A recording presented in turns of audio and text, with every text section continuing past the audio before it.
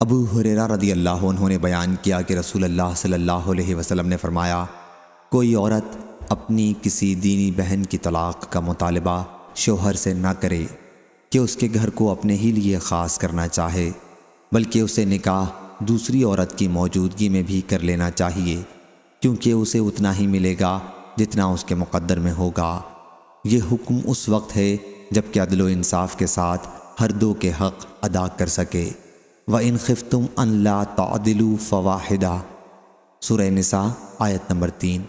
اگر ہر دو بیویوں کے حقوق ادا نہ کر سکنے کا خوف ہو تو ایک ہی بہتر ہے۔ صحیح بخاری حدیث نمبر 6601۔ اسامہ رضی اللہ عنہ نے بیان کیا کہ میں نبی کریم صلی اللہ علیہ وسلم کی خدمت میں موجود تھا کہ آن حضرت صلی اللہ علیہ وسلم کی صاحبزادیوں میں سے ایک کا بلاوا آیا۔ آن حضرت صلی اللہ علیہ وسلم کی خدمت میں سعد، ابی بن کعب اور معاذ رضی اللہ عنہ موجود تھے۔ بلانے والے نے آ کر کہا کہ ان کا بچہ آن حضرت صلی اللہ علیہ وسلم کا نواسا نزع کی حالت میں ہے۔ آن حضرت صلی اللہ علیہ وسلم نے کہلا بھیجا کہ اللہ ہی کا ہے جو وہ لیتا ہے اور اللہ ہی کا ہے جو وہ دیتا ہے، اس لیے وہ صبر کریں اور اللہ سے اجر کی امید رکھیں۔ صحیح بخاری حدیث نمبر 6602۔ عبداللہ بن محیرز جمحی نے خبر دی، انہیں ابو سعید خدری رضی اللہ عنہ نے، کہ وہ نبی کریم صلی اللہ علیہ وسلم کے پاس بیٹھے ہوئے تھے کہ قبیلہ انصار کا ایک آدمی آیا اور عرض کیا، یا رسول اللہ صلی اللہ علیہ وسلم، ہم لونڈیوں سے ہم بستری کرتے ہیں اور مال سے محبت کرتے ہیں، آپ کا عزل کے بارے میں کیا خیال ہے؟ آن حضرت صلی اللہ علیہ وسلم نے فرمایا، اچھا تم ایسا کرتے ہو، تمہارے لیے کچھ قباحت نہیں اگر تم ایسا نہ کرو، کیونکہ جس جان کی بھی پیدائش اللہ نے لکھ دی ہے وہ ضرور پیدا ہو کر رہے گی۔ صحیح بخاری حدیث نمبر 6603۔ حذیفہ رضی اللہ عنہ نے بیان کیا کہ نبی کریم صلی اللہ علیہ وسلم نے ہمیں ایک خطبہ دیا اور قیامت تک کی کوئی دینی چیز ایسی نہیں چھوڑی جس کا بیان نہ کیا ہو۔ جسے یاد رکھنا تھا اس نے یاد رکھا اور جسے بھولنا تھا وہ بھول گیا۔ جب میں ان میں کی کوئی چیز دیکھتا ہوں جسے میں بھول چکا ہوں تو اس طرح اسے پہچان لیتا ہوں جس طرح وہ شخص جس کی کوئی چیز گم ہو گئی ہو کہ جب وہ اسے دیکھتا ہے تو فوراً پہچان لیتا ہے۔ صحیح بخاری حدیث نمبر 6604۔ حضرت علی رضی اللہ عنہ نے بیان کیا کہ ہم نبی کریم صلی اللہ علیہ وسلم کے ساتھ بیٹھے ہوئے تھے اور آن حضرت صلی اللہ علیہ وسلم کے ہاتھ میں ایک لکڑی تھی جس سے آپ زمین کو کورید رہے تھے، اور آپ صلی اللہ علیہ وسلم نے اسی اثنا میں فرمایا کہ تم میں سے ہر شخص کا جہنم کا یا جنت کا ٹھکانہ لکھا جا چکا ہے۔ ایک مسلمان نے اس پر عرض کیا، یا رسول اللہ صلی اللہ علیہ وسلم، پھر کیوں نہ ہم اس پر بھروسہ کر لیں؟ آن حضرت صلی اللہ علیہ وسلم نے فرمایا کہ نہیں، عمل کرو، کیونکہ ہر شخص اپنی تقدیر کے مطابق عمل کی آسانی پاتا ہے۔ پھر آپ نے اس آیت کی تلاوت کی، فَأَمَّا مَنْ أَعْطَىٰ وَاتَّقَىٰ، پس جس نے راہ اللہ دیا اور تقوی اختیار کیا۔ صحیح بخاری حدیث نمبر 6605۔ ابو ہریرہ رضی اللہ عنہ نے بیان کیا کہ ہم رسول اللہ صلی اللہ علیہ وسلم کے ساتھ خیبر کی لڑائی میں موجود تھے۔ آن حضرت صلی اللہ علیہ وسلم نے ایک شخص کے بارے میں جو آپ کے ساتھ شریک جہاد تھا اور اسلام کا دعوے دار تھا فرمایا کہ یہ جہنمی ہے۔ جب جنگ ہونے لگی تو اس شخص نے بہت جم کے لڑائی میں حصہ لیا اور بہت زیادہ زخمی ہو گیا، پھر بھی وہ ثابت قدم رہا۔ آن حضرت صلی اللہ علیہ وسلم کے ایک صحابی نے آ کر عرض کیا، یا رسول اللہ صلی اللہ علیہ وسلم، اس شخص کے بارے میں آپ کو معلوم ہے جس کے بارے میں ابھی آپ نے فرمایا تھا کہ وہ جہنمی ہے؟ وہ تو اللہ کے راستے میں بہت جم کر لڑا ہے اور بہت زیادہ زخمی ہو گیا ہے۔ آن حضرت صلی اللہ علیہ وسلم نے اب بھی یہی فرمایا کہ وہ جہنمی ہے۔ ممکن تھا کہ بعض مسلمان شبے میں پڑ جاتے، لیکن اس عرصے میں اس شخص نے زخموں کی تاب نہ لا کر اپنا ترکش کھولا اور اس میں سے ایک تیر نکال کر اپنے آپ کو ذبح کر لیا۔ پھر بہت سے مسلمان آن حضرت صلی اللہ علیہ وسلم کی خدمت میں دوڑتے ہوئے پہنچے اور عرض کیا، یا رسول اللہ صلی اللہ علیہ وسلم، اللہ تعالیٰ نے آپ کی بات سچ کر دکھائی۔ اس شخص نے اپنے آپ کو ہلاک کر کے اپنی جان خود ہی ختم کر ڈالی۔ آن حضرت صلی اللہ علیہ وسلم نے اس موقع پر فرمایا کہ اے بلال اٹھو، اور لوگوں میں اعلان کر دو کہ جنت میں صرف مومن ہی داخل ہوگا، اور یہ کہ اللہ تعالیٰ اس دین کی خدمت و مدد بے دین آدمی سے بھی کراتا ہے۔ صحیح بخاری حدیث نمبر 6606۔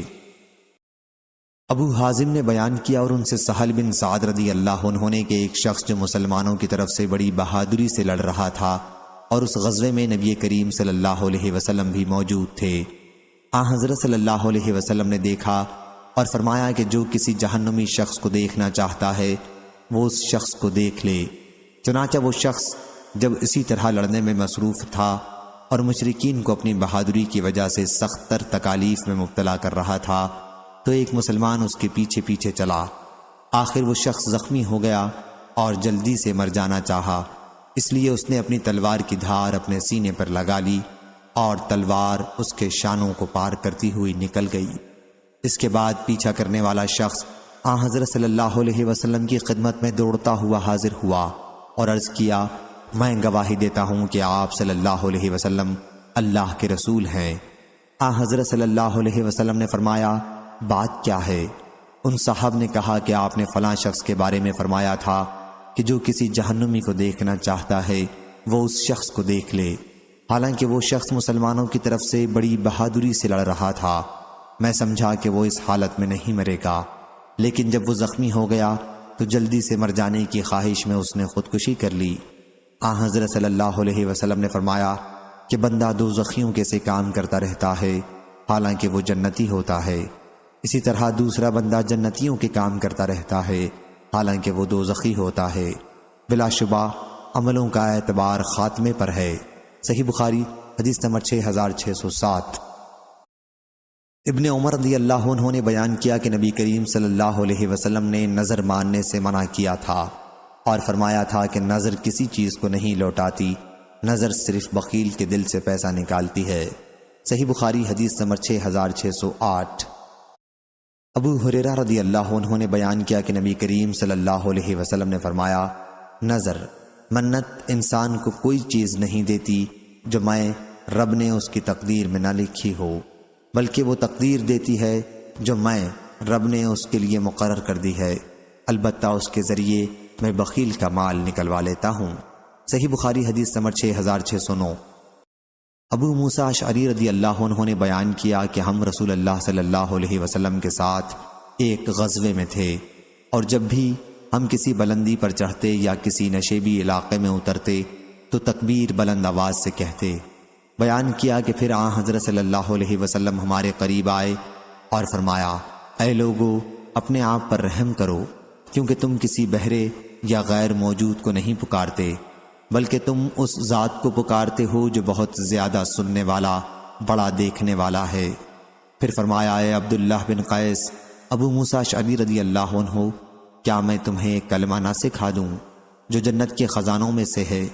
وہ کلمہ ہے لا حول ولا قوت الا باللہ، طاقت و قوت اللہ کے سوا اور کسی کے پاس نہیں۔ صحیح بخاری حدیث نمبر 6610۔ ابو سلمہ نے بیان کیا ان سے ابو سعید خدری رضی اللہ عنہ نے کہ نبی کریم صلی اللہ علیہ وسلم نے فرمایا، جب بھی کوئی شخص حاکم ہوتا ہے تو اس کے صلاح کار اور مشیر دو طرح کے ہوتے ہیں، ایک تو وہ جو اسے نیکی اور بھلائی کا حکم دیتے ہیں اور اس پر ابھارتے رہتے ہیں، اور دوسرے وہ جو اسے برائی کا حکم دیتے رہتے ہیں اور اس پر اسے ابھارتے رہتے ہیں، اور معصوم وہ ہے جسے اللہ محفوظ رکھے۔ صحیح بخاری حدیث نمبر 6611۔ ابو سلمہ نے بیان کیا ان سے ابو سعید خدری رضی اللہ عنہ نے کہ نبی کریم صلی اللہ علیہ وسلم نے فرمایا، جب بھی کوئی شخص حاکم ہوتا ہے تو اس کے صلاح کار اور مشیر دو طرح کے ہوتے ہیں، ایک تو وہ جو اسے نیکی اور بھلائی کا حکم دیتے ہیں اور اس پر ابھارتے رہتے ہیں، اور دوسرے وہ جو اسے برائی کا حکم دیتے رہتے ہیں اور اس پر اسے ابھارتے رہتے ہیں، اور معصوم وہ ہے جسے اللہ محفوظ رکھے۔ صحیح بخاری حدیث نمبر 6611۔ عمرو بن دینار نے بیان کیا ان سے اکرمہ نے اور ان سے ابن عباس رضی اللہ عنہ نے آیت اور وہ رویا جو ہم نے تمہیں دکھایا ہے اسے ہم نے صرف لوگوں کے لیے آزمائش بنایا ہے کے متعلق کہا کہ اس سے مراد آنکھ کا دیکھنا ہے جو رسول اللہ صلی اللہ علیہ وسلم کو اس معراج کی رات میں دکھایا گیا تھا جب آپ کو بیت المقدس تک رات کو لے جایا گیا تھا۔ کہا کہ قرآن مجید میں الشجرۃ الملعونہ سے مراد زقوم کا درخت ہے۔ صحیح بخاری حدیث نمبر 6613۔ ابو ہریرہ رضی اللہ عنہ نے بیان کیا کہ نبی کریم صلی اللہ علیہ وسلم نے ارشاد فرمایا، آدم اور موسیٰ علیہ السلام نے مباحثہ کیا۔ موسیٰ علیہ السلام نے آدم علیہ السلام سے کہا، آدم آپ ہمارے باپ ہیں، مگر آپ ہی نے ہمیں محروم کیا اور جنت سے نکالا۔ آدم علیہ السلام نے موسیٰ علیہ السلام سے کہا، موسیٰ آپ کو اللہ تعالیٰ نے ہم کلامی کے لیے برگزیدہ کیا اور اپنے ہاتھ سے آپ کے لیے تورات کو لکھا، کیا آپ مجھے ایک ایسے کام پر ملامت کرتے ہیں جو اللہ تعالیٰ نے مجھے پیدا کرنے سے 40 سال پہلے میری تقدیر میں لکھ دیا تھا؟ آخر آدم علیہ السلام بحث میں موسیٰ علیہ السلام پر غالب آئے۔ 3 مرتبہ حضرت صلی اللہ علیہ وسلم نے یہ جملہ فرمایا۔ سفیان نے اسی اسناد سے بیان کیا، کہا ہم سے ابو زناد نے بیان کیا، ان سے اعرج نے، ان سے ابو ہریرہ رضی اللہ عنہ نے نبی کریم صلی اللہ علیہ وسلم سے پھر یہی حدیث نقل کی۔ صحیح بخاری حدیث نمبر 6614۔ مغیرہ بن شعبہ کے غلام وراد نے بیان کیا کہ معاویہ رضی اللہ عنہ نے مغیرہ بن شعبہ رضی اللہ عنہ کو لکھا، مجھے رسول اللہ صلی اللہ علیہ وسلم کی وہ دعا لکھ کر بھیجو جو تم نے حضرت صلی اللہ علیہ وسلم کو نماز کے بعد کرتے سنی ہے۔ چنانچہ مغیرہ رضی اللہ عنہ نے مجھ کو لکھوایا۔ انہوں نے کہا کہ میں نے نبی کریم صلی اللہ علیہ وسلم سے سنا ہے، حضرت صلی اللہ علیہ وسلم ہر فرض نماز کے بعد یہ دعا کیا کرتے تھے، اللہ کے سوا کوئی معبود نہیں، وہ ایک ہے، اس کا کوئی شریک نہیں۔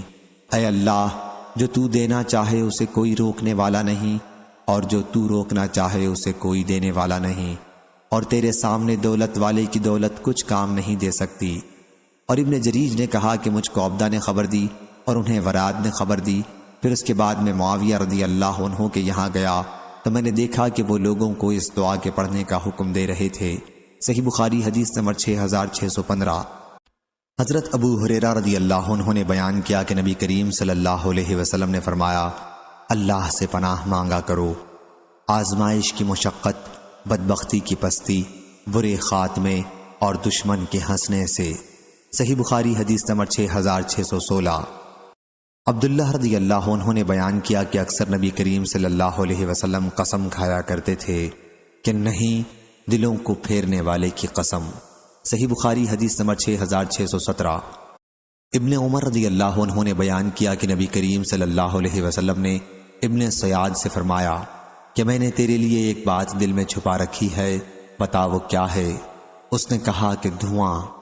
حضرت صلی اللہ علیہ وسلم نے فرمایا، بدبخت، اپنی حیثیت سے آگے نہ بڑھ۔ عمر رضی اللہ عنہ نے عرض کیا، آپ مجھے اجازت دیں تو میں اس کی گردن مار دوں۔ حضرت صلی اللہ علیہ وسلم نے فرمایا کہ اسے چھوڑ دو، اگر کہ وہی دجال ہوا تو تم اس پر قابو نہیں پا سکتے، اور اگر یہ وہ نہ ہوا تو اسے قتل کرنے میں تمہارے لیے کوئی بھلائی نہیں۔ صحیح بخاری حدیث نمبر 6618۔ عائشہ رضی اللہ عنہا نے خبر دی کہ انہوں نے رسول اللہ صلی اللہ علیہ وسلم سے طاعون کے متعلق پوچھا تو حضرت صلی اللہ علیہ وسلم نے فرمایا کہ یہ عذاب تھا اور اللہ تعالیٰ جس پر چاہتا تھا اسے بھیجتا تھا، پھر اللہ تعالیٰ نے اسے مومنوں کے لیے رحمت بنا دیا۔ کوئی بھی بندہ اگر کسی ایسے شہر میں ہے جس میں طاعون کی وبا پھوٹی ہوئی ہے اور وہ اس میں ٹھہرا ہے اور اس شہر سے بھاگا نہیں، صبر کیے ہوئے ہے اور اس پر اجر کا امیدوار ہے اور یقین رکھتا ہے کہ اس تک صرف وہی چیز پہنچ سکتی ہے جو اللہ تعالیٰ نے اس کی تقدیر میں لکھ دی ہے، تو اسے شہید کے برابر ثواب ملے گا۔ صحیح بخاری حدیث نمبر 6619۔ جریر نے خبر دی جو ابن حازم ہیں، انہیں ابو اسحاق نے ان سے برا بن عازب رضی اللہ عنہ نے کہا کہ میں نے غزوہ خندق کے دن رسول اللہ صلی اللہ علیہ وسلم کو دیکھا کہ آپ ہمارے ساتھ مٹی اٹھا رہے تھے اور یہ کہتے جاتے تھے، واللہ اگر اللہ نہ ہوتا تو ہم ہدایت نہ پا سکتے، نہ روزہ رکھ سکتے اور نہ نماز پڑھ سکتے، پس اے اللہ ہم پر سکینت نازل فرما، اور جب آمنا سامنا ہو تو ہمیں ثابت قدم رکھ۔ اور مشرکین نے ہم پر زیادتی کی ہے، جب وہ کسی فتنے کا ارادہ کرتے ہیں تو ہم انکار کرتے ہیں۔ صحیح بخاری حدیث نمبر 6620۔ عروہ نے خبر دی، انہیں ان کے والد نے اور انہیں حضرت عائشہ رضی اللہ عنہا نے کہ ابو بکر رضی اللہ عنہ کبھی اپنی قسم نہیں توڑتے تھے، یہاں تک کہ اللہ تعالیٰ نے قسم کا کفارہ اتارا۔ اس وقت انہوں نے کہا کہ اب اگر میں کوئی قسم کھاؤں گا اور اس کے سوا کوئی چیز بھلائی کی ہوگی تو میں وہی کام کروں گا جس میں بھلائی ہو، اور اپنی قسم کا کفارہ دے دوں گا۔ صحیح بخاری حدیث نمبر 6621۔ عبد الرحمن بن سمرہ رضی اللہ عنہ نے بیان کیا کہ نبی کریم صلی اللہ علیہ وسلم نے فرمایا، اے عبد الرحمن بن سمرہ، کبھی کسی حکومت کے عہدے کی درخواست نہ کرنا، کیونکہ اگر تمہیں یہ مانگنے کے بعد ملے گا تو اللہ پاک اپنی مدد تجھ سے اٹھا لے گا، تو جان تیرا کام جانے، اور اگر وہ عہدہ تمہیں بغیر مانگے مل گیا تو اس میں اللہ کی طرف سے تمہاری اعانت کی جائے گی۔ اور جب تم کوئی قسم کھا لو اور اس کے سوا کسی اور چیز میں بھلائی دیکھو تو اپنی قسم کا کفارہ دے دو اور وہ کام کرو جو بھلائی کا ہو۔ صحیح بخاری حدیث نمبر 6622۔ حماد بن زید نے بیان کیا، ان سے غیلان بن جریر نے، ان سے ابو بردہ رضی اللہ عنہ نے، ان سے ان کے والد نے بیان کیا کہ میں اشعری قبیلے کی ایک جماعت کے ساتھ رسول اللہ صلی اللہ علیہ وسلم کی خدمت میں حاضر ہوا اور آپ سے سواری مانگی۔ حضرت صلی اللہ علیہ وسلم نے فرمایا کہ واللہ میں تمہارے لیے سواری کا کوئی انتظام نہیں کر سکتا اور نہ میرے پاس کوئی سواری کا جانور ہے۔ بیان کیا پھر جتنے دنوں اللہ نے چاہا ہم یوں ہی ٹھہرے رہے۔ اس کے بعد 3 اچھی قسم کی اونٹنیاں لائی گئیں اور حضرت صلی اللہ علیہ وسلم نے انہیں ہمیں سواری کے لیے عنایت فرمایا۔ جب ہم روانہ ہوئے تو ہم نے کہا، یا ہم میں سے بعض نے کہا، واللہ ہمیں اس میں برکت حاصل نہیں ہوگی، ہم حضرت صلی اللہ علیہ وسلم کی خدمت میں سواری مانگنے آئے تھے تو آپ صلی اللہ علیہ وسلم نے قسم کھا لی تھی کہ آپ ہمارے لیے سواری کا انتظام نہیں کر سکتے، اور اب آپ صلی اللہ علیہ وسلم نے ہمیں سواری عنایت فرمائی ہے، ہمیں حضرت صلی اللہ علیہ وسلم کے پاس جانا چاہیے اور آپ کو قسم یاد دلانی چاہیے۔ چنانچہ ہم آپ کی خدمت میں حاضر ہوئے تو حضرت صلی اللہ علیہ وسلم نے فرمایا کہ میں نے تمہاری سواری کا کوئی انتظام نہیں کیا ہے بلکہ اللہ تعالیٰ نے یہ انتظام کیا ہے، اور میں واللہ کوئی بھی اگر قسم کھا لوں گا اور اس کے سوا کسی اور چیز میں بھلائی دیکھوں گا تو اپنی قسم کا کفارہ دے دوں گا جس میں بھلائی ہوگی، یا حضرت صلی اللہ علیہ وسلم نے یوں فرمایا کہ وہی کروں گا جس میں بھلائی ہوگی اور اپنی قسم کا کفارہ ادا کر دوں گا۔ صحیح بخاری حدیث نمبر 6623۔ ابو ہریرہ رضی اللہ عنہ نے بیان کیا کہ نبی کریم صلی اللہ علیہ وسلم نے فرمایا کہ ہم آخری امت ہیں اور قیامت کے دن جنت میں سب سے پہلے داخل ہوں گے۔ صحیح بخاری حدیث نمبر 6624۔ پھر حضرت صلی اللہ علیہ وسلم نے فرمایا کہ واللہ بسا اوقات اپنے گھر والوں کے معاملے میں تمہارا اپنی قسموں پر اصرار کرتے رہنا اللہ کے نزدیک اس سے زیادہ گناہ کی بات ہوتی ہے کہ قسم توڑ کر اس کا وہ کفارہ ادا کر دیا جائے جو اللہ تعالیٰ نے اس پر فرض کیا ہے۔ صحیح بخاری حدیث نمبر 6625۔ معاویہ نے بیان کیا، انہوں نے کہا ہم سے یحییٰ نے، ان سے اکرمہ نے اور ان سے ابو ہریرہ رضی اللہ عنہ نے بیان کیا کہ رسول اللہ صلی اللہ علیہ وسلم نے فرمایا، وہ شخص جو اپنے گھر والوں کے معاملے میں قسم پر اڑا رہتا ہے وہ اس سے بڑا گناہ کرتا ہے کہ اس قسم کا کفارہ ادا کر دے۔ صحیح بخاری حدیث نمبر 6626۔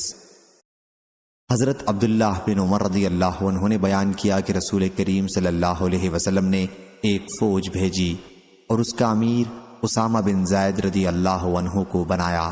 بعض لوگوں نے ان کے امیر بنائے جانے پر اعتراض کیا تو حضرت صلی اللہ علیہ وسلم کھڑے ہوئے اور فرمایا، اگر تم لوگ اس کے امیر بنائے جانے پر اعتراض کرتے ہو تو تم اس سے پہلے اس کے والد زید رضی اللہ عنہ کے امیر بنائے جانے پر بھی اعتراض کر چکے ہو، اور خدا کی قسم وَإِمَ اللَّهِ زید رضی اللہ عنہ امیر بنائے جانے کے قابل تھے اور مجھے سب لوگوں سے زیادہ عزیز تھے، اور یہ اسامہ رضی اللہ عنہ ان کے بعد مجھے سب سے زیادہ عزیز تھے۔ صحیح بخاری حدیث نمبر 6627۔ ابن عمر رضی اللہ عنہ نے بیان کیا کہ نبی کریم صلی اللہ علیہ وسلم کی قسم بس اتنی تھی کہ نہیں، دلوں کے پھیرنے والے اللہ کی قسم۔ صحیح بخاری حدیث نمبر 6628۔ جابر بن سمرہ رضی اللہ عنہ نے بیان کیا کہ نبی کریم صلی اللہ علیہ وسلم نے فرمایا، جب قیصر ہلاک ہو جائے گا تو پھر اس کے بعد کوئی قیصر نہیں پیدا ہوگا، اور جب کسریٰ ہلاک ہو جائے گا تو اس کے بعد کوئی کسریٰ پیدا نہیں ہوگا، اور اس ذات کی قسم جس کے ہاتھ میں میری جان ہے، تم ان کے خزانے اللہ کے راستے میں خرچ کرو گے۔ صحیح بخاری حدیث نمبر 6629۔ ابو ہریرہ رضی اللہ عنہ نے بیان کیا کہ رسول اللہ صلی اللہ علیہ وسلم نے فرمایا، جب کسریٰ بادشاہ ایران ہلاک ہو جائے گا تو اس کے بعد کوئی کسریٰ نہیں پیدا ہوگا، اور جب قیصر بادشاہ روم ہلاک ہو جائے گا تو اس کے بعد کوئی قیصر نہیں پیدا ہوگا، اور اس ذات کی قسم جس کے ہاتھ میں میری جان ہے، تم ان کے خزانے اللہ کے راستے میں خرچ کرو گے۔ صحیح بخاری حدیث نمبر 6630۔ حضرت عائشہ رضی اللہ عنہا نے بیان کیا کہ نبی کریم صلی اللہ علیہ وسلم نے فرمایا، اے امت محمد، واللہ اگر تم وہ جانتے جو میں جانتا ہوں تو زیادہ روتے اور کم ہنستے۔ صحیح بخاری حدیث نمبر 6631۔ ابو عقیل زہرہ بن معبد نے بیان کیا، انہوں نے اپنے دادا عبداللہ بن حشام سے سنا، انہوں نے بیان کیا کہ ہم نبی کریم صلی اللہ علیہ وسلم کے ساتھ تھے، اور آپ صلی اللہ علیہ وسلم عمر بن خطاب کا ہاتھ پکڑے ہوئے تھے۔ عمر رضی اللہ عنہ نے عرض کیا، یا رسول اللہ، آپ مجھے ہر چیز سے زیادہ عزیز ہیں سوا میری اپنی جان کے۔ حضرت صلی اللہ علیہ وسلم نے فرمایا، نہیں، اس ذات کی قسم جس کے ہاتھ میں میری جان ہے، ایمان اس وقت تک مکمل نہیں ہو سکتا جب تک میں تمہیں تمہاری اپنی جان سے بھی زیادہ عزیز نہ ہو جاؤں۔ عمر رضی اللہ عنہ نے عرض کیا، پھر واللہ اب آپ مجھے اپنی جان سے بھی زیادہ عزیز ہیں۔ حضرت صلی اللہ علیہ وسلم نے فرمایا، ہاں عمر، اب تیرا ایمان پورا ہوا۔ صحیح بخاری حدیث نمبر 6632۔ ابو ہریرہ رضی اللہ عنہ اور زید بن خالد رضی اللہ عنہ نے خبر دی کہ دو آدمیوں نے رسول اللہ صلی اللہ علیہ وسلم کی مجلس میں اپنا جھگڑا پیش کیا۔ ان میں سے ایک نے کہا کہ ہمارے درمیان آپ کتاب اللہ کے مطابق فیصلہ کر دیں۔ دوسرے نے، جو زیادہ سمجھدار تھا، کہا کہ ٹھیک ہے یا رسول اللہ صلی اللہ علیہ وسلم، ہمارے درمیان کتاب اللہ کے مطابق فیصلہ کر دیجئے، اور مجھے اجازت دیجئے کہ اس معاملے میں کچھ عرض کروں۔ حضرت صلی اللہ علیہ وسلم نے فرمایا، کہو۔ ان صاحب نے کہا، میرا لڑکا اس شخص کے یہاں اسیف میں تھا۔ اسیف اجیر کو کہتے ہیں، اجیر کے معنی مزدور کے ہیں، اور اس نے اس کی بیوی سے زنا کر دیا۔ انہوں نے مجھ سے کہا کہ اب میرے لڑکے کو سنسار کیا جائے گا، اس لیے اس سے نجات دلانے کے لیے میں نے 100 بکریوں اور 1 لونڈی کا انہیں فدیہ دے دیا۔ پھر میں نے دوسرے علم والوں سے اس مسئلے کو پوچھا تو انہوں نے بتایا کہ میرے لڑکے کی سزا یہ ہے کہ اسے 100 کوڑے لگائے جائیں اور 1 سال کے لیے شہر بدر کر دیا جائے۔ سنساری کی سزا صرف اس عورت کو ہوگی۔ اس پر حضرت صلی اللہ علیہ وسلم نے فرمایا، اس ذات کی قسم جس کے ہاتھ میں میری جان ہے، میں تمہارا فیصلہ کتاب اللہ کے مطابق کروں گا۔ تمہاری بکریاں اور تمہاری لونڈی تمہیں واپس ہوں گی۔ اور پھر آپ نے اس کے لڑکے کو 100 کوڑے لگوائے اور 1 سال کے لیے جلا وطن کر دیا۔ پھر آپ نے انیس اسلمی سے فرمایا کہ مدعی کی بیوی کو لائے، اور اگر وہ زنا کا اقرار کرے تو اسے سنسار کر دے۔ اس عورت نے زنا کا اقرار کر لیا اور سنسار کر دی گئی۔ صحیح بخاری حدیث نمبر 6633، 6634۔ شعبہ نے بیان کیا، ان سے محمد بن ابی یعقوب نے، ان سے عبد الرحمن بن ابی بکرہ نے، اور ان سے ان کے والد نے، کہ نبی کریم صلی اللہ علیہ وسلم نے فرمایا، بھلا بتلاؤ، اسلم، غفار، مزینہ اور جہینہ کے قبائل اگر تمیم، عامر بن صعصع، غطفان اور اسد والوں سے بہتر ہوں تو یہ تمیم اور عامر اور غطفان اور اسد والے گھاٹے میں پڑے اور نقصان میں رہے یا نہیں؟ صحابہ رضی اللہ عنہم نے عرض کیا، جی ہاں، بے شک۔ حضرت صلی اللہ علیہ وسلم نے اس پر پھر فرمایا کہ اس ذات کی قسم جس کے ہاتھ میں میری جان ہے، وہ پہلے جن قبائل کا ذکر ہوا ان تمیم وغیرہ سے بہتر ہیں۔ صحیح بخاری حدیث نمبر 6635۔ ابو حمید سعدی رضی اللہ عنہ نے خبر دی کہ رسول اللہ صلی اللہ علیہ وسلم نے ایک عامل مقرر کیا۔ عامل اپنے کام پورے کر کے حضرت صلی اللہ علیہ وسلم کی خدمت میں حاضر ہوا اور عرض کیا، یا رسول اللہ صلی اللہ علیہ وسلم، یہ مال آپ کا ہے اور یہ مال مجھے تحفہ دیا گیا ہے۔ حضرت صلی اللہ علیہ وسلم نے فرمایا کہ پھر تم اپنے ماں باپ کے گھر ہی میں کیوں نہیں بیٹھے رہے اور پھر دیکھتے کہ تمہیں کوئی تحفہ دیتا ہے یا نہیں۔ اس کے بعد آپ خطبے کے لیے کھڑے ہوئے، رات کی نماز کے بعد اور کلمہ شہادت اور اللہ تعالیٰ کی اس کی شان کے مطابق ثنا کے بعد فرمایا، اما بعد، ایسے عامل کو کیا ہو گیا ہے کہ ہم اسے عامل بناتے ہیں جزیہ اور دوسرے ٹیکس وصول کرنے کے لیے، اور وہ پھر ہمارے پاس آ کر کہتا ہے کہ یہ تو آپ کا ٹیکس ہے اور یہ مجھے تحفہ دیا گیا ہے۔ پھر وہ اپنے ماں باپ کے گھر کیوں نہیں بیٹھتا اور دیکھتا کہ اسے تحفہ دیا جاتا ہے یا نہیں؟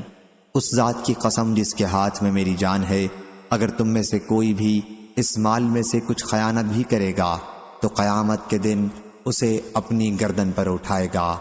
اگر اونٹ کی اس نے خیانت کی ہوگی تو اس حال میں لے کر آئے گا کہ آواز نکل رہی ہوگی، اگر گائے کی خیانت کی ہوگی تو اس حال میں اسے لے کر آئے گا کہ گائے کی آواز آ رہی ہوگی، اگر بکری کی خیانت کی ہوگی تو اس حال میں آئے گا کہ بکری کی آواز آ رہی ہوگی۔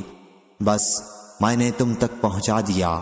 حضرت ابو حمید رضی اللہ عنہ نے بیان کیا کہ پھر حضرت صلی اللہ علیہ وسلم نے اپنا ہاتھ اتنی اوپر اٹھایا کہ ہم آپ کی بغلوں کی سفیدی دیکھنے لگے۔ ابو حمید رضی اللہ عنہ نے بیان کیا کہ میرے ساتھ یہ حدیث زید بن ثابت رضی اللہ عنہ نے بھی حضرت صلی اللہ علیہ وسلم سے سنی تھی، تم لوگ ان سے بھی پوچھ لو۔ صحیح بخاری حدیث نمبر 6636۔ ابو زناد نے بیان کیا ان سے عبد الرحمن اعرج نے اور ان سے ابو ہریرہ رضی اللہ عنہ نے کہ رسول اللہ صلی اللہ علیہ وسلم نے فرمایا، سلیمان علیہ السلام نے ایک دن کہا کہ آج میں رات میں اپنی 90 بیویوں کے پاس جاؤں گا اور ہر ایک کے یہاں ایک گھڑ سوار بچہ پیدا ہوگا جو اللہ کے راستے میں جہاد کرے گا۔ اس پر ان کے ساتھی نے کہا کہ انشاءاللہ کہیے، لیکن سلیمان علیہ السلام نے انشاءاللہ نہیں کہا۔ چنانچہ وہ اپنی تمام بیویوں کے پاس گئے، لیکن ایک عورت کے سوا کسی کو حمل نہیں ہوا اور اس سے بھی ناقص بچہ پیدا ہوا، اور اس ذات کی قسم جس کے ہاتھ میں محمد صلی اللہ علیہ وسلم کی جان ہے، اگر انہوں نے انشاءاللہ کہہ دیا ہوتا تو تمام بیویوں کے یہاں بچے پیدا ہوتے اور سب گھوڑوں پر سوار ہو کر اللہ کے راستے میں جہاد کرنے والے ہوتے۔ صحیح بخاری حدیث نمبر 6639۔ برا بن عازب رضی اللہ عنہ نے بیان کیا کہ نبی کریم صلی اللہ علیہ وسلم کی خدمت میں ریشم کا ایک ٹکڑا ہدیے کے طور پر آیا تو لوگ اسے دست بدست اپنے ہاتھوں میں لینے لگے اور اس کی خوبصورتی اور نرمی پر حیرت کرنے لگے۔ حضرت صلی اللہ علیہ وسلم نے اس پر فرمایا کہ تمہیں اس پر حیرت ہے؟ صحابہ رضی اللہ عنہم نے عرض کی، جی ہاں یا رسول اللہ صلی اللہ علیہ وسلم۔ حضرت صلی اللہ علیہ وسلم نے فرمایا، اس ذات کی قسم جس کے ہاتھ میں میری جان ہے، سعد رضی اللہ عنہ کے رومال جنت میں اس سے بھی اچھے ہیں۔ شعبہ اور اسرائیل نے ابو اسحاق سے الفاظ اس ذات کی قسم جس کے ہاتھ میں میری جان ہے کا ذکر نہیں کیا۔ صحیح بخاری حدیث نمبر 6640۔ حضرت عائشہ رضی اللہ عنہا نے کہا کہ ہند بنت عتبہ بن ربیعہ معاویہ رضی اللہ عنہ کی ماں نے عرض کیا، یا رسول اللہ صلی اللہ علیہ وسلم، ساری زمین پر جتنے ڈیرے والے ہیں یعنی عرب لوگ جو اکثر ڈیروں اور خیموں میں رہا کرتے تھے، ان میں کسی کا ذلیل و خوار ہونا مجھ کو اتنا پسند نہیں تھا جتنا آپ کا۔ یحییٰ بن بکیر راوی کو شک ہے کہ ڈیرے کا لفظ بصیغہ مفرد کہا یا بصیغہ جمع۔ اب کوئی ڈیرے والا یا ڈیرے والے، ان کو عزت اور آبرو حاصل ہونا مجھ کو آپ کے ڈیرے والوں سے زیادہ پسند نہیں ہے، یعنی اب میں آپ کی اور مسلمانوں کی سب سے زیادہ خیر خواہ ہوں۔ حضرت صلی اللہ علیہ وسلم نے فرمایا، ابھی کیا ہے، تو اور بھی زیادہ خیر خواہ بنے گی، قسم ہے اس کی جس کے ہاتھ میں محمد کی جان ہے۔ پھر ہند کہنے لگی یا رسول اللہ صلی اللہ علیہ وسلم، ابو سفیان تو ایک بخیل آدمی ہے، مجھ پر گناہ تو نہیں ہوگا اگر میں اس کے مال میں سے اپنے بال بچوں کو کھلاؤں؟ آپ نے فرمایا نہیں، اگر تو دستور کے موافق خرچ کرے۔ صحیح بخاری حدیث نمبر 6641۔ عبداللہ بن مسعود رضی اللہ عنہ نے بیان کیا کہ ایک موقع پر رسول اللہ صلی اللہ علیہ وسلم جب یمنی چمڑے کے خیمے سے پشت لگائے ہوئے بیٹھے تھے تو آپ نے اپنے صحابہ رضی اللہ عنہم سے فرمایا، کیا تم اس پر خوش ہو کہ تم اہل جنت کے 1/4 رہو؟ انہوں نے عرض کیا کیوں نہیں؟ حضرت صلی اللہ علیہ وسلم نے فرمایا، کیا تم اس پر خوش نہیں ہو کہ تم اہل جنت کے 1/3 حصہ ہو جاؤ؟ صحابہ رضی اللہ عنہم نے عرض کیا کیوں نہیں؟ حضرت صلی اللہ علیہ وسلم نے اس پر فرمایا، بس اس ذات کی قسم جس کے ہاتھ میں میری جان ہے، مجھے امید ہے کہ جنت میں آدھے تم ہی ہوگے۔ صحیح بخاری حدیث نمبر 6642۔ ابو سعید خدری رضی اللہ عنہ نے بیان کیا کہ ایک صحابی نے سنا کہ ایک دوسرے صحابی سورہ قل هو اللہ بار بار پڑھتے ہیں۔ جب صبح ہوئی تو وہ رسول اللہ صلی اللہ علیہ وسلم کے پاس آئے اور حضرت صلی اللہ علیہ وسلم سے اس کا ذکر کیا۔ وہ صحابی اس صورت کو کم سمجھتے تھے، لیکن حضرت صلی اللہ علیہ وسلم نے فرمایا، اس ذات کی قسم جس کے ہاتھ میں میری جان ہے، یہ قرآن مجید کے 1/3 حصے کے برابر ہے۔ صحیح بخاری حدیث نمبر 6643۔ انس بن مالک رضی اللہ عنہ نے بیان کیا کہ انہوں نے نبی کریم صلی اللہ علیہ وسلم سے سنا، آپ فرما رہے تھے کہ رکوع اور سجدہ پورے طور پر ادا کیا کرو۔ اللہ کی قسم جس کے ہاتھ میں میری جان ہے، میں اپنی کمر کے پیچھے سے تم کو دیکھ لیتا ہوں جب رکوع اور سجدہ کرتے ہو۔ صحیح بخاری حدیث نمبر 6644۔ شعبہ نے خبر دی حشام بن زید سے اور انہیں انس بن مالک رضی اللہ عنہ نے کہ انصاری خاتون نبی کریم صلی اللہ علیہ وسلم کی خدمت میں حاضر ہوئی، اس کے ساتھ اس کے بچے بھی تھے۔ حضرت صلی اللہ علیہ وسلم نے ان سے فرمایا کہ اس ذات کی قسم جس کے ہاتھ میں میری جان ہے، تم لوگ بھی مجھے تمام لوگوں میں سب سے زیادہ عزیز ہو۔ یہ الفاظ حضرت صلی اللہ علیہ وسلم نے 3 مرتبہ فرمائے۔ صحیح بخاری حدیث نمبر 6645۔ عبداللہ بن عمر رضی اللہ عنہ نے بیان کیا کہ رسول کریم صلی اللہ علیہ وسلم عمر بن خطاب رضی اللہ عنہ کے پاس آئے تو وہ سواروں کی ایک جماعت کے ساتھ چل رہے تھے اور اپنے باپ کی قسم کھا رہے تھے۔ حضرت صلی اللہ علیہ وسلم نے فرمایا، خبردار، تحقیق اللہ تعالیٰ نے تمہیں باپ دادوں کی قسم کھانے سے منع کیا ہے۔ جسے قسم کھانی ہے اسے بشرط صدق چاہیے کہ اللہ ہی کی قسم کھائے، ورنہ چپ رہے۔ صحیح بخاری حدیث نمبر 6646۔ ابن وہب نے بیان کیا، ان سے یونس نے، ان سے ابن شہاب نے، ان سے سالم نے کہ ابن عمر رضی اللہ عنہ نے کہا کہ میں نے عمر رضی اللہ عنہ سے سنا کہ نبی کریم صلی اللہ علیہ وسلم نے مجھ سے فرمایا تھا کہ اللہ تعالیٰ نے تمہیں باپ دادوں کی قسم کھانے سے منع کیا ہے۔ حضرت عمر رضی اللہ عنہ نے بیان کیا، واللہ، پھر میں نے ان کی حضرت صلی اللہ علیہ وسلم سے ممانعت سننے کے بعد کبھی قسم نہیں کھائی، نہ اپنی طرف سے غیر اللہ کی قسم کھائی، نہ کسی دوسرے کی زبان سے نقل کی۔ مجاہد نے کہا، سورہ احقاف میں جو اسارہ من علم ہے اس کا معنی یہ ہے کہ علم کی کوئی بات نقل کرتا ہو۔ یونس کے ساتھ اس حدیث کو عقیل اور محمد بن ولید زبیدی اور اسحاق بن یحییٰ کلبی نے بھی ظاہری سے روایت کیا، اور سفیان بن عینہ اور معمر نے اس کو ظاہری سے روایت کیا۔ انہوں نے سالم سے، انہوں نے ابن عمر رضی اللہ عنہ سے، انہوں نے حضرت صلی اللہ علیہ وسلم سے، کیا آپ نے حضرت عمر رضی اللہ عنہ کو غیر اللہ کی قسم کھاتے سنا؟ صحیح بخاری حدیث نمبر 6647۔ عبداللہ بن دینار نے بیان کیا، انہوں نے کہا کہ میں نے عبداللہ بن عمر رضی اللہ عنہ سے سنا، انہوں نے بیان کیا کہ رسول اللہ صلی اللہ علیہ وسلم نے فرمایا، اپنے باپ دادوں کی قسم نہ کھاؤ۔ صحیح بخاری حدیث نمبر 6648۔ زہدم نے بیان کیا کہ ان قبائل جرم اور اشعری کے درمیان بھائی چارہ تھا۔ ہم ابو موسیٰ اشعری رضی اللہ عنہ کی خدمت میں موجود تھے تو ان کے لیے کھانا لایا گیا، اس میں مرغی بھی تھی۔ ان کے پاس بنی تیم اللہ کا ایک سرخ رنگ کا آدمی بھی موجود تھا۔ غالباً وہ غلاموں میں سے تھا۔ ابو موسیٰ اشعری رضی اللہ عنہ نے اسے کھانے پر بلایا تو اس نے کہا کہ میں نے مرغی کو گندگی کھاتے دیکھا تو مجھے گھن آئی، اور پھر میں نے قسم کھا لی کہ اب میں اس کا گوشت نہیں کھاؤں گا۔ ابو موسیٰ اشعری رضی اللہ عنہ نے کہا کہ کھڑے ہو جاؤ تو میں تمہیں اس کے بارے میں ایک حدیث سناؤں۔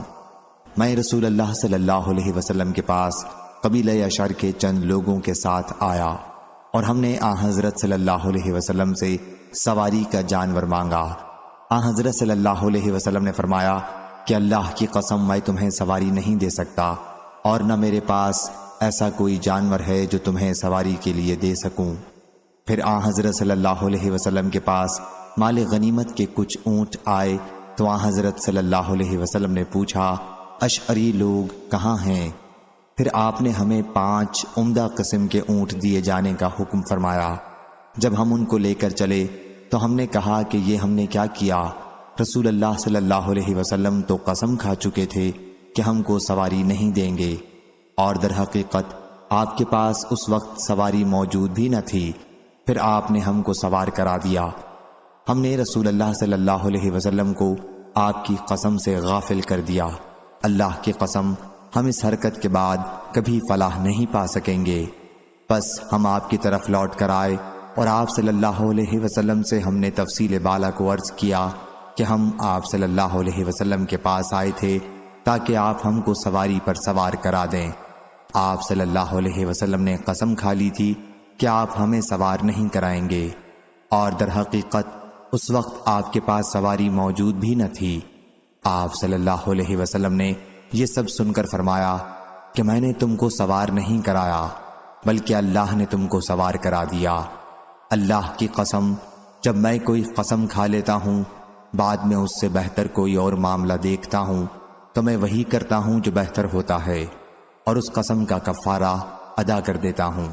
صحیح بخاری حدیث نمبر 6649۔ حضرت ابو ہریرہ رضی اللہ عنہ نے بیان کیا کہ نبی کریم صلی اللہ علیہ وسلم نے فرمایا جس نے قسم کھائی اور کہا کہ لات و عزیٰ کی قسم تو اسے پھر کلمہ لا الہ الا اللہ کہہ لینا چاہیے، اور جو شخص اپنے ساتھی سے کہے کہ آؤ جوا کھیلیں تو اسے چاہیے کہ وہ اس کے کفارے میں صدقہ کرے۔ صحیح بخاری حدیث نمبر 6650۔